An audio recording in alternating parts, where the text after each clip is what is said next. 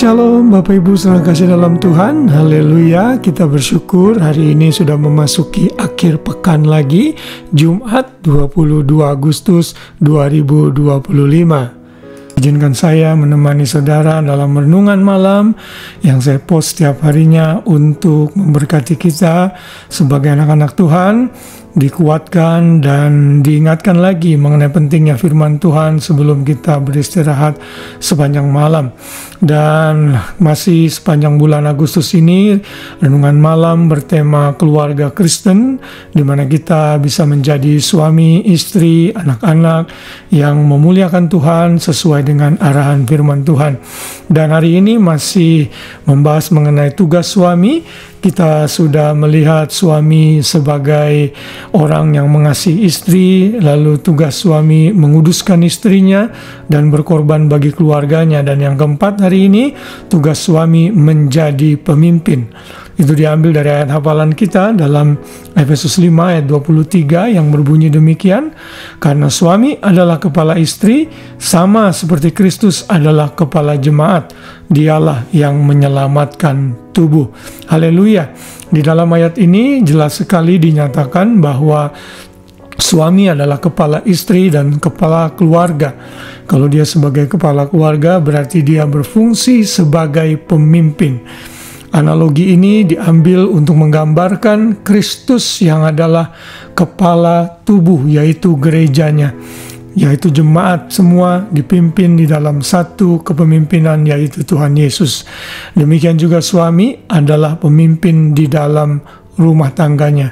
Seorang suami tidak boleh menjadi seorang pria yang pasif dan hanya menyerahkan segalanya kepada istrinya. Ini tidak sesuai dengan tugas sebagai seorang pemimpin.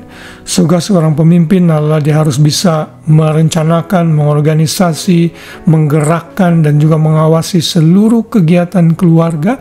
Di samping juga seorang pemimpin harus memberikan teladan tentunya. Seorang pemimpin juga harus memberikan direction kepada keluarganya, kemana arah keluarganya yang akan dibawa.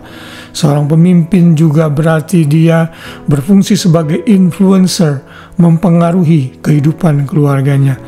Dan pengaruh yang harus diberikan seorang suami kepada istri dan anaknya adalah dalam hal rohani. Ia harus menjadi imam yang baik bagi keluarganya, memimpin keluarganya untuk hidup takut akan Tuhan, untuk mengenal Tuhan yang benar. Beberapa hari yang lalu kita sudah belajar bagaimana Yosua berkata kepada bangsa Israel bahwa ia dan keluarganya memutuskan untuk beribadah kepada Tuhan yang benar.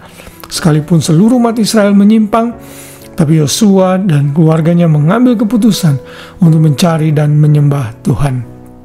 Sejak manusia jatuh dalam dosa, tugas suami atau laki-laki sebagai pemimpin ini sudah dirusak. Sehingga zaman sekarang ini suami cenderung pasif dan menyerahkan semuanya kepada istrinya. Ini tentunya tidak dikehendaki oleh Tuhan, karena Tuhan menciptakan Adam, manusia pertama, menjadi pemimpin atas Hawa. Ia diciptakan lebih dulu, lalu Hawa diambil dari tulang rusuk Adam. Ini menggambarkan bahwa seorang suami harus berfungsi sebagai pemimpin yang baik. Jangan biarkan dirimu pasif, malas-malasan, atau tidak punya energi, tapi mulai bangkit dan aktif mengambil keputusan, mulai aktif menjadi pemimpin. Ada begitu banyak buku-buku, resources yang bisa kita pelajari mengenai kepemimpinan, dan ini bisa diterapkan juga tentunya dalam kehidupan keluarga. Kalau saudara seorang pria, mungkin saudara pemimpin di satu organisasi tertentu, itu tidak menjadi jaminan bahwa saudara akan menjadi pemimpin yang baik di rumah. Seorang pria yang menjadi pemimpin yang baik di organisasi di luar rumah belum tentu bisa memimpin keluarganya dengan baik. Nah, kalau itu terjadi, salurkan kreativitasmu, kemampuan kepemimpinanmu di tengah-tengah keluargamu, karena itu lebih dibutuhkan daripada sekedar organisasi. Karena kita spend time dengan keluarga kita sangat lama sekali, setiap harinya, bahkan bertahun-tahun. Kita mungkin bisa pindah pekerjaan, pindah organisasi, tapi keluarga kita tidak bisa tinggalkan, karena komitmen pernikahan adalah komitmen seumur hidup. Biarlah Hari ini saya memotivasi para suami-suami, termasuk saya juga, untuk berani mengambil kepemimpinan di dalam rumah tangganya. Dan bagi para istri-istri dan anak, saudara juga harus mengerti dan membantu suamimu untuk bisa berfungsi menjadi pemimpin yang takut akan engkau. Berikan dia kepercayaan itu. Mungkin awal-awalnya dia akan struggle dan perlahan-lahan dia mungkin sempat juga kebingungan bagaimana. Saudara perlu membantu, memotivasinya agar dia berfungsi menjadi pemimpin. Karena hierarki yang benar sesuai pola firman Tuhan dalam 1 Korintus 11 adalah kepala dari suami adalah Kristus dan kepala dari keluarga atau istri adalah suami. Kalau pola ini dilakukan dengan baik, saya percaya semua keluarga akan diberkati oleh Tuhan, karena firman Tuhan tidak mungkin salah. Kiranya renungan firman Tuhan ini kembali mengingatkan kita untuk terus membangun keluarga yang penuh kasih dan memuliakan nama Tuhan.